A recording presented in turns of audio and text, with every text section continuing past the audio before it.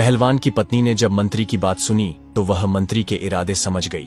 उसने फिर से दिमाग से काम लिया और कहने लगी, आप मेरे साथ अंदर बैठिए। इस प्रकार पहलवान की पत्नी मंत्री को बुलाकर अंदर ले गई और उसी चारपाई पर बैठने को कहा।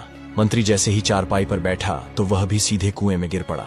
मंत्री को देखकर राजा कहने लगा, मंत्री जी, तुम यहाँ कैसे?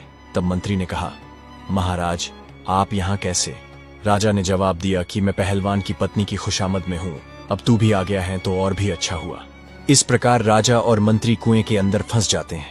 2-4 दिन बीतने पर राजा के सेनापति ने विचार किया कि राजा को ढूंढने के लिए मंत्री भी पहलवान के घर गया था, वह भी लौटकर अभी तक नहीं आया।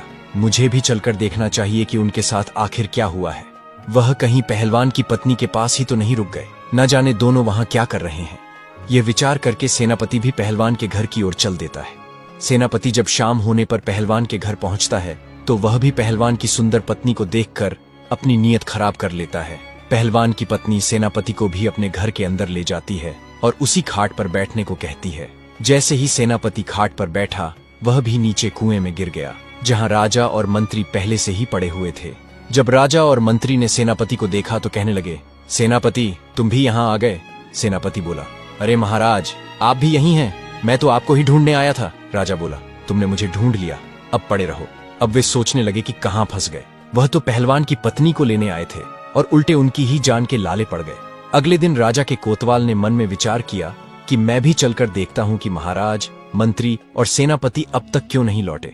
जो भी पहलवान की पत्नी के पास जाता है वह लौटकर क्यों नहीं आता है। यही विचार करके कोतवाल भी पहलवान के घर की ओर चल देता है। कोतवाल भी उसी प्रकार उस कुएं में पहुंच जाता है जहां राजा, मंत्री और सेनापति पहले से ही विराजमान थे।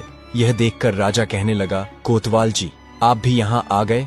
कोतवाल ने भी पूछा, राजा साहब, आप यहाँ क्या कर रहे हैं? राजा बोला, वही कर रहा हूँ जो आप यहाँ करने आए थे, अब पड़े रहो इसी में। दोस्तों, 100 हाथ गहरे कुएं में गिरने से सभी को बहुत चोटें आई थीं। कोई लंगड़ा हो गया था, कोई लूला, किसी का चेहरा बिगड़ गया था तो किसी की आंख चली गई थी। पहलवान की पत्नी रस्सी के सहारे थोड़ा बहुत भोजन और पानी उन लोगों तक पहुंचा देती थी ताकि वे जीवित रह सकें। इस प्रकार राजा और उसके साथियों को कुएं में पड़े पड़े लगभग 15 दिन बीत गए। अब तो वे चारों उस कुएं में पड़े पड़े बीमार पड़ने लगे। अब राजा मन ही मन सोचने लगा कि यहाँ से कैसे निकला जाए। अब वे बहुत दुखी हो गए थे। उन्होंने आपस में सलाह की कि किसी तरह पहलवान की पत्नी से गिड़गिड़ाकर माफी मांगकर बाहर निकलना चाहिए। बाद में हम इसे इसके किए की सजा जरूर देंगे।